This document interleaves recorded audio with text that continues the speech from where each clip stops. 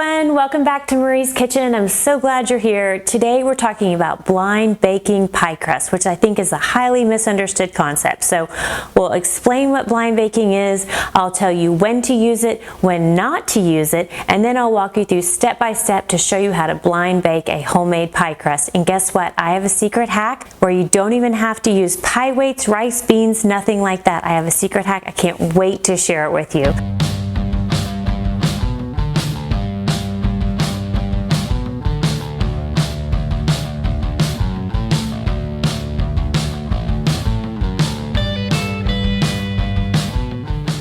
Okay, so first of all, what is blind baking? Blind baking a pie crust is when you bake a pie crust with no filling. You just bake the pie shell. You do this when you say you're making a cold, cool custard pie, a coconut cream pie, a key lime pie, a chocolate cream pie. All of those, you don't bake the filling in the oven, so you have to bake the crust, the shell, separately. And that is when you blind bake the crust with no filling inside. Normally, for say a pumpkin pie, a pecan pie, you pour the filling right in the crust and you put it all in the oven together, and that's how you bake a pie normally.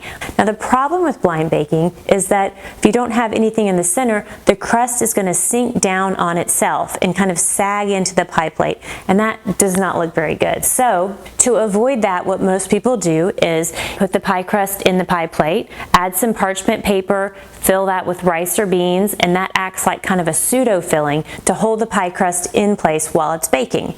And that works. That is a fine way to do it. One problem is that say you have the parchment paper filled with rice in your pie crust and you bake it, and then you go to take the parchment paper out. If it slips at all, which has happened to me before, and the rice slips into your actual pie crust, fishing rice out of a partially baked pie crust is very difficult. So I am done with that method, and I have a new method that I'm going to show you that does not involve pie weights, rice, or beans, and is much better, and it's a no-fail solution, really foolproof. So in your recipe, if it says you'll need one crust cooked and cooled, that means you need to fully blind bake the crust. Some recipes will tell you to par bake the crust. Par bake means that you are partially baking by blind baking. So hopefully you understand blind baking is just baking a pie crust without a filling in it. Par baking is partially baking a pie crust using the blind baking method. So that's what that means. If you see that anywhere, those are the differences. Now let's talk about when you would not use blind baking. Just to be clear, you would not blind bake a crust for, say, a fruit pie that has two crusts, because it's going to be very hard to add a raw top crust to a partially baked bottom crust. So I would never blind bake or par bake a crust for a fruit pie. Like I'm getting tongue-tied over here. Okay, so now you should understand blind baking and par baking, what the difference is and when to use them. If you have any questions, feel free to email me, marie@mariesaba.com, or you can comment here, leave me a question. I would love to help you out. Now we're going to move on and make a homemade crust, and I'm going to show you how to blind bake it. For the homemade pie crust, we'll just need 1 1/4 cups all-purpose flour. Level it off. Next is 1 tablespoon sugar and 1/4 teaspoon salt. Now we'll just give that a quick stir right here in the bowl. Now over the holidays, when I'm making a lot of pies, I prefer to use my food processor to make the pie crust. Oops, someone must be here. Dog's barking. But today, in case you don't have a food processor, I am going to show you how to make it with your hands in a bowl, so no equipment required. If you do want to see the food processor method though, or the KitchenAid stand mixer method, hop over to my easy pie crust tutorial video, and that will walk you through step by step using the stand mixer and the food processor. Now, next step is to grab the butter out of the refrigerator. We always leave the butter in the refrigerator until we're ready to use it, because you want it nice and cold so it doesn't mix too much with the flour. The goal in making a pie crust is to have little pieces of butter in there, so when those little pieces of butter melt inside the pie dough, they create a little pocket of space where steam can rise, and that will give you the flakes in your pie crust. So having little pieces of butter in your pie crust is really essential. Now I'm going to cut our butter into about 8 pieces here. It doesn't have to be exact. Now I'm just going to use my hands to sort of mash up the butter into about pea-sized pieces. You might have a little bit larger pieces, but basically you want it to mix with the flour, but then you also want to keep those little pieces.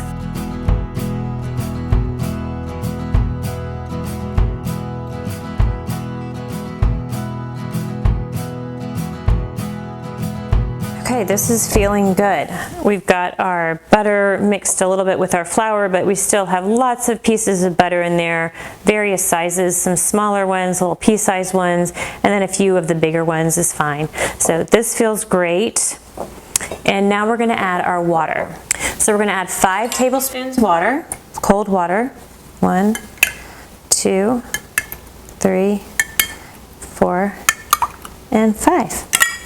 Now I'm going to use my fork here to just kind of mix this together. Just kind of want to get the water all over the flour so everything gets a little bit hydrated. Use my hands a little bit to make sure everything got nice and wet. There we go, this is looking good. Now it still looks fairly dry in here, but if I take a piece and squeeze it in my hand, it holds together. So we know this pie crust is done. Okay, wasn't that easy? Faster than going to the grocery store. I'm telling you, you've got to try it. Now this next part is a hack that I've been doing for years. A lot of people you'll see they have to put flour on the counter and pour the pie crust out and bring it together. Not us. This is what we're going to do. It's so much easier and cleaner. So you just take a big piece of plastic wrap or press and seal. I put it sticky side up, and then you just take your pie dough and dump it right out onto the press and seal, like that. Then you use the press and seal to shape it into your disc. No reason to get your counter dirty or hands dirty again. We're just gonna bring it together, twist the plastic together to hold it together, and then shape this into your nice disc shape. And that is done. The pie crust is done. So now we'll put this in the refrigerator. You need to refrigerate it for at least 20 minutes, up to an hour is better. You can also make this ahead if you like, say when the holidays are coming up and you want to make it a week ahead, you can make this ahead and freeze it. You can actually freeze it for up to 2 months, really. So to thaw it, you just take it out, thaw it overnight in the refrigerator. So I'm going to pop this in the refrigerator now, and since we are going to use it immediately, I'm just going to leave it in there for about 20 minutes. Then we'll roll it out and blind bake it. Okay, so it's been about 20 minutes. We had the pie crust in the refrigerator. I'm going to grab it and we're going to roll it out so I can show you how to blind bake the pie crust. Okay, here's our crust, nice and cold. When you want to roll out a crust, you want to have a little bit of flour on hand and a rolling pin. This is a really simple, cheap rolling pin. It has handles. Some people prefer just the long dowel. Either way will work. Whatever is your preference is fine. And then for the pie plate, I'm just using a 9-inch Pyrex. These are very affordable, and I like to have a few of these on hand. These are great if you're taking a pie somewhere, especially, and you think, well, I don't know for sure if I'll get my pie plate back. These are kind of when you can gift the pie in, I think, and better than the aluminum. If you use the disposable aluminum pie plates, those are so wobbly and so small. I don't like to use those. Much prefer to use the Pyrex. So I like to have a couple of these on hand, or if you have another one, just use a 9-inch pie plate. That's what this crust fits. Or 10-inch. It'll fit a 10-inch, but I wouldn't go too much bigger than that. So now we'll unwrap our crust here. It was so easy to make. And we'll sprinkle a little flour down here on the countertop. Take our crust out. Little baby. And I'm going to put a little flour on top. Now, if you have been chilling this, say overnight, or if you had it in the freezer and then you thawed it in the refrigerator overnight, this pie crust will be very, very cold. And when you try to roll it out, it's not even going to move. So what you'll need to do is just let it sit for about 5 minutes at room temperature, and that'll warm it up just a little bit, enough where you can roll it. Since I only had this in the refrigerator for about 20 minutes, it is still very soft and it's going to be easy to roll out. Okay, there are some cracks. Cracking is okay. You have to remember that when you're rolling out a pie crust. Cracking just means you didn't overmix it. Doesn't mean anything's wrong, and it usually means it's going to be your best crust ever. So don't be discouraged if you see some cracks. Okay, I'm just kind of doing a little bit of the work first here with my hands. And then we'll put a little flour on the rolling pin, and we're going to roll it. And then after each roll, you turn it a quarter turn. And the reason you turn it a quarter turn is to really two reasons. First is you don't want it to stick to the counter. I've taught a lot of pie classes, and I'll tell you, if your crust sticks to your countertop, it is very hard to get up in one piece, and you pretty much have to ball it up and start over. So you really don't want your pie crust to stick. Turning it after each roll will help with that. The other thing it helps with is it will help keep it in a nice round shape. A lot of people have trouble when they're rolling out a pie crust keeping it in a nice even circle, but turning it after each roll will help that. So we roll it and then turn it and then roll it and turn it, roll and turn, roll and turn. Oh, if it gets a little stuck, you just want to put a little flour under there. We caught it early, so that's good. We're gonna roll and turn.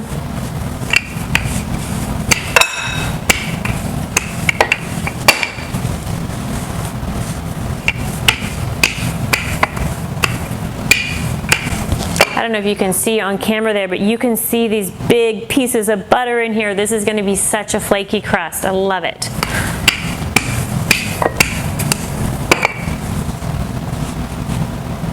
If it gets a little bit stuck, you just want to put a little flour under there. There we go. And roll.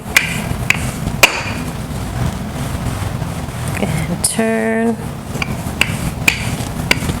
Okay, so how do you know when to stop? Take your pie plate, set it on top of the pie crust, and you want to have about 2 inches around, all the way around the outside. So this is perfect, just the right size. Now what we'll do to put it into our pie plate is I simply fold it over itself like this. You can dust off some excess flour if you like. And then we're just going to set this fold of the pie crust right in the center of the pie plate and unfold it like that. Now we have our pie crust in our pie plate. And now we will gently sort of set the crust into the plate. You don't want to stretch it down, you just set it down into it. And then we're going to create the decorative edge. So to create the decorative edge, you simply take the pie crust here and fold it under itself and then rest it on this lip of the pie plate. So under itself and rest it right there. If you come to a spot that has kind of a whole lot of crust, maybe you didn't roll it quite evenly, you can pinch that off to make it a little more even. But I like a nice thick edge, so I don't use scissors to trim it. I leave it all on there. Use it all up, right? This is kind of a big bunch here. I could pinch off a little bit here. It's a bit much.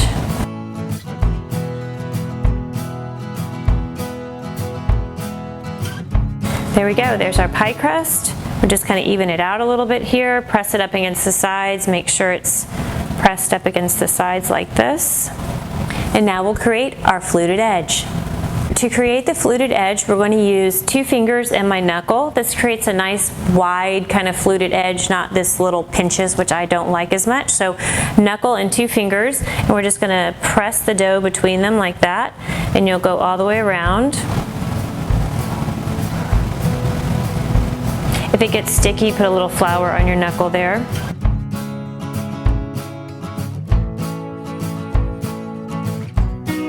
If you've watched any of my pie videos before, you know my goal is not perfection. That is not the goal in life or with pie crust. The goal is delicious, rich, beautiful, fulfilling. That's what we're going for. We love rustic, we love homemade, we love real. Much better than perfect any day. So there is our pie crust with our fluted edge. Now we're going to put this in the freezer, and that is so important to blind baking your pie crust. You want to freeze the pie crust so it holds its shape when it goes into the hot oven.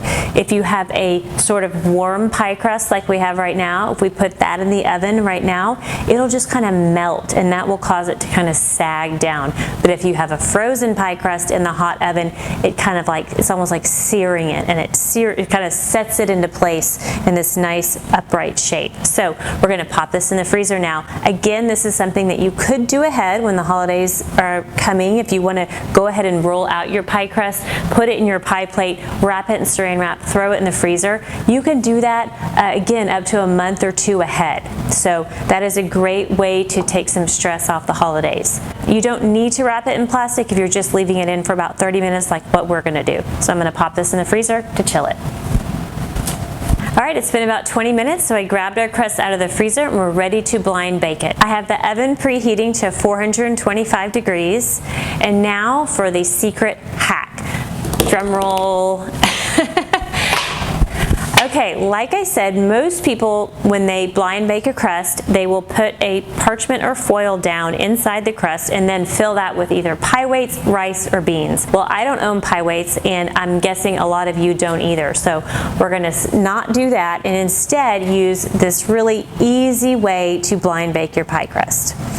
We're going to use a disposable aluminum pie plate instead. So we're going to take our aluminum pie pan and just kind of unfold this lip around the edge so it's nice and flat, and then that fits perfectly inside your pie crust. Press that down so it's all up against the sides, and that is going to hold that in place better than any pie weights or rice or beans would do. So press that right up against it. We have our nice cold crust. Now we'll just set this on a baking sheet. I always bake my pie crusts and pies on baking sheets just in case they leak, and then also it's just easier to transport the whole thing without damaging the edges when you have to pick this up with your oven mitts on. So better to just use a cookie sheet underneath. Now we're going to put this in at 425 degrees and bake it for about 20 minutes until the edges are nice and set and golden.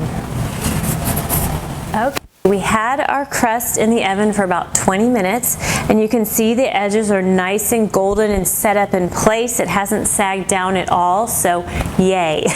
We achieved our goal. Now we'll take the aluminum foil disposable plate out, and we need to cook it a little bit longer in order to cook this bottom part. You can see the bottom part is still quite raw. Since we won't have this disposable pie plate in the center anymore, what we're going to do now is prick it with a fork, and this is just called docking.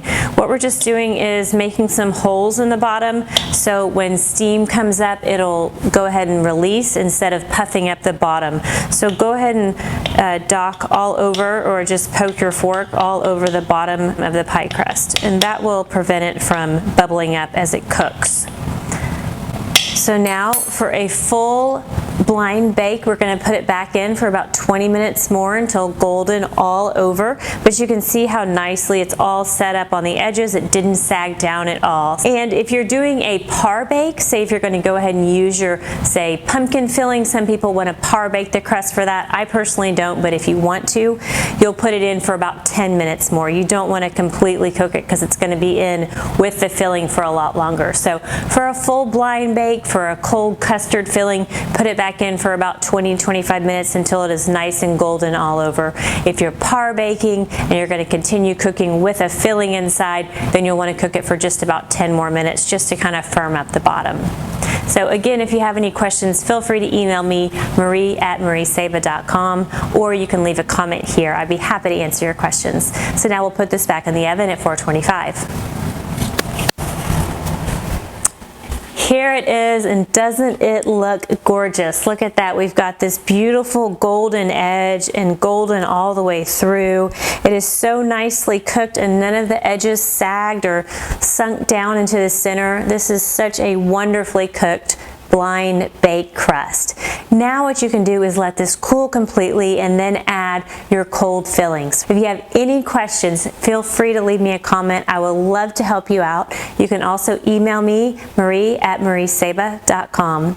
And if you like this video, be sure to give us a thumbs up. It means so much to us and also to YouTube. And if you haven't yet, Hit that subscribe button. I've got lots more videos coming up with easy recipes just like this, and I don't want you to miss any of them. For this recipe and more, check out my website, mariesaba.com. There you can go and print out this recipe and all my recipes, put them in a notebook, and make your very own Marie's Kitchen cookbook for free. My goal is to give you some really easy recipes that turn out great every time, so you can build some confidence in the kitchen and feel really inspired to share good food with people that you love. From my kitchen to yours, thank you.